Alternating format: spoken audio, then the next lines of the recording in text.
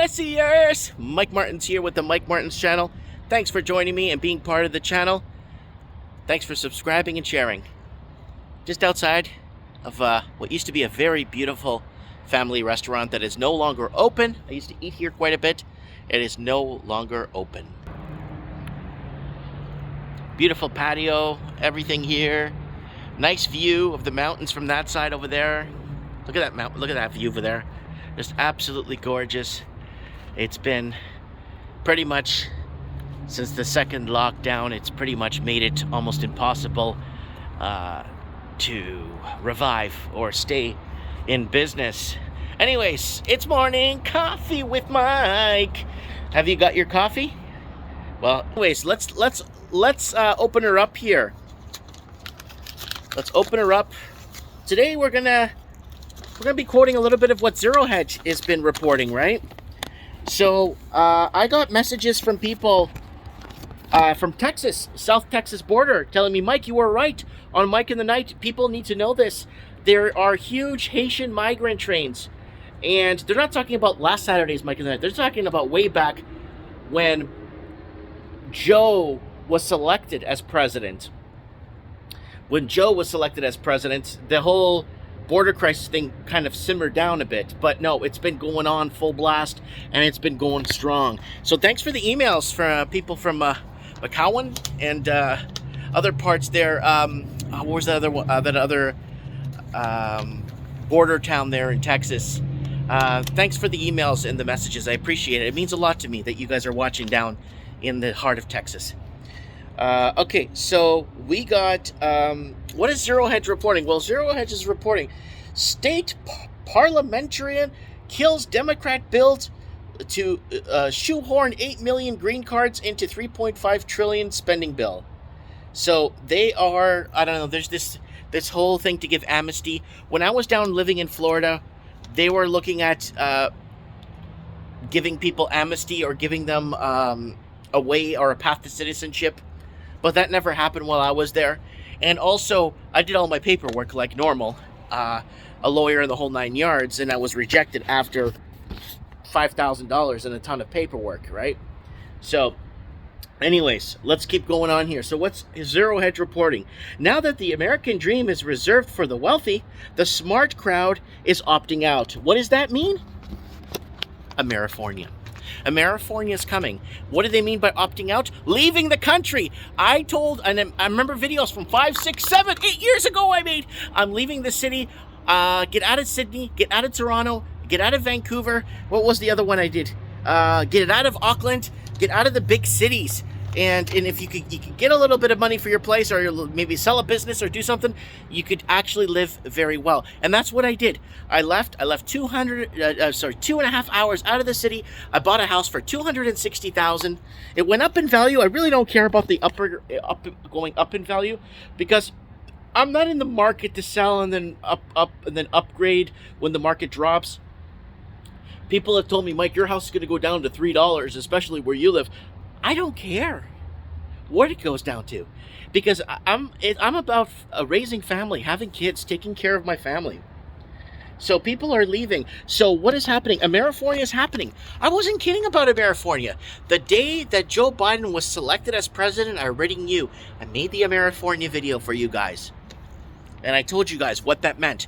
Bye-bye, Taiwan. You're going to see a collapse in everything. And they might even go ahead and move forward with other bigger plans to wipe out the middle class. And Amerifornia basically is the umbrella of the umbrella is it covers everything when it comes to forced evictions, BlackRock, Blackstone, Chinese investors. And I've been after the Chinese for years, and money laundering and hundreds of millions of infractions of money laundering around the world. But it all falls on deaf ears, right? Okay, bailout, no bailout. UK government officials offer conflicting views on energy crisis. Again, they're gonna always find ways to raise the cost of energy, because energy is consumed and it's very, very much needed to survive, especially in colder climates.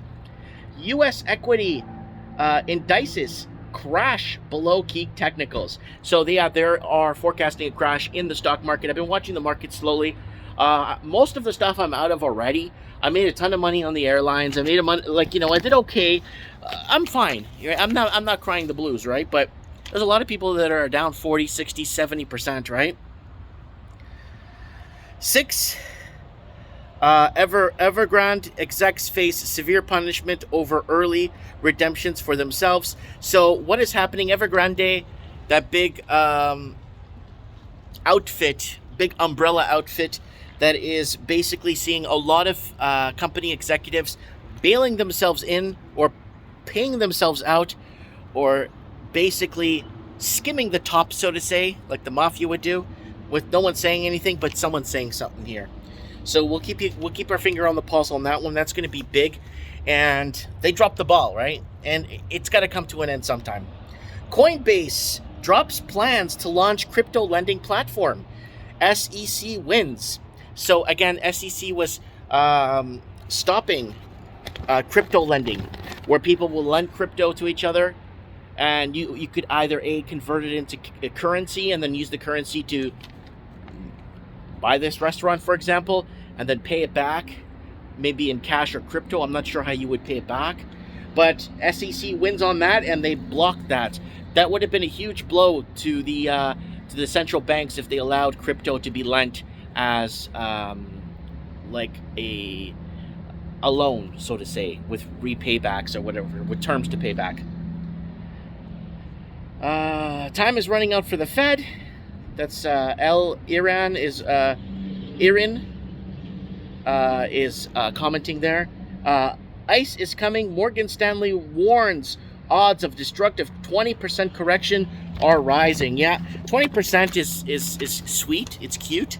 We're looking at a maybe 60 to 80% correction in a lot of sectors, especially in the housing we've been covering here for the last 10 years.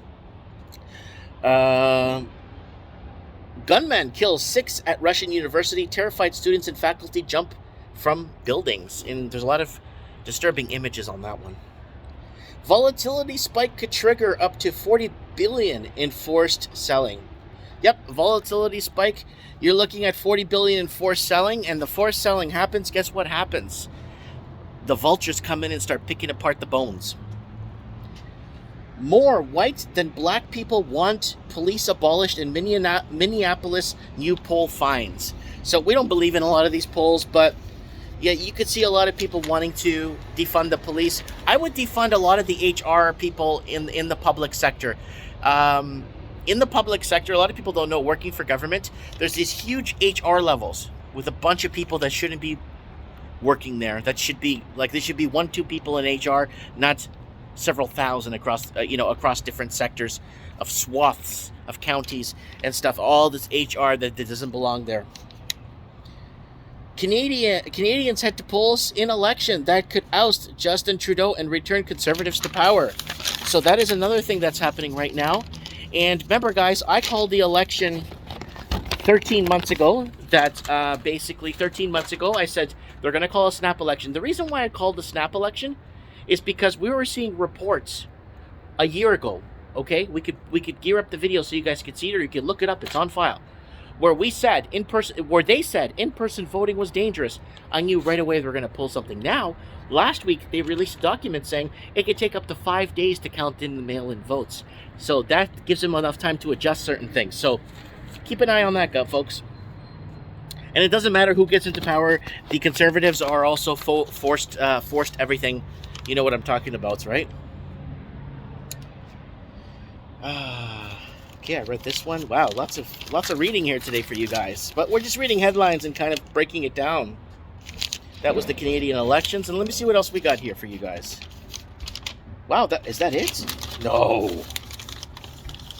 No way. Okay. Trump Treasury Secretary Stephen Buchanan launches $2.5 billion in private equity fund. The ultimate contagion, China sovereign risk is starting to blow out. And then they report on, and another Shanghai-based property developer crashes 87% in minutes before it halted. So again, a lot of these Chinese developers, They are in over their heads. They've borrowed more than they could chew. They could, so we're seeing a lot of fractures in the system, and a lot of them have a lot of interests across the Commonwealth. So it's going to be very interesting to see what happens to a lot of these towers. But hold on, people are thinking, well, it's going to bring affordable housing. No, it's going to bring a lot of dilapidated housing. Why? Well, look at the Opal Towers. Look at all these towers that they built in Australia that we covered on this channel, where you see firsthand how destructive a lot of these buildings are just falling apart, especially the ones that were built under Chinese management or Chinese, condo building company, contractors, right? So this is becoming a bigger issue, and we're going to see a lot of, see Canada, the mistake Canada made was they closed immigration from Europe in 1993. They brought in a bunch of Portuguese families in 2000, about 67,000 of them, to promise them full citizenship in Canada and everything, as long as they worked in the labor force in 2000. 2006 hits, they deport everybody. Nobody was given full citizenship, even people that married and got married here and had kids and everyone back to Portugal.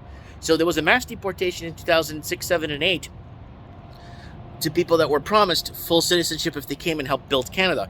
I still remember the advertisings in Portugal, come and build Canada. Canada needs workers, Canada needs that. I still remember that. And the Portuguese government was really upset when the huge deportation. Like, why you get them to come and build the infrastructure? Why am I saying this? Well, it's because good quality infrastructure comes from people that are experienced in building it and understand, and rarely want to cut corners and actually do things by the book, because they take pride in what they do. Anyways, guys, let me know what you guys think in the comments below. Guys, Mike in the Night was so good on Saturday, man. It was so good. We had Tinder Boy. We had take a look through Mike in the Night on Saturday. I know the show's 3 hours, but a lot of people have been watching it lately, and they've been watching it on drives, watching it, listening to it on the background, listening to it on the, and I I'm really happy, right? Really happy that we found ourselves a platform where we could be free. And if you're still on YouTube, you're wasting your time on YouTube. Because on YouTube, you can't even say what you gotta say. You can't say what you gotta say. Anyways, guys, lots of love. Comment below, let me know what's going on in your neck of the woods. Links below. Mike in the Night this Wednesday. 6:30. Is it 6:30? Yeah, 6:30 Pacific time. Hour and a half hump day show. Hour and a half hump day show. God bless. I'll see you soon. I have spoken.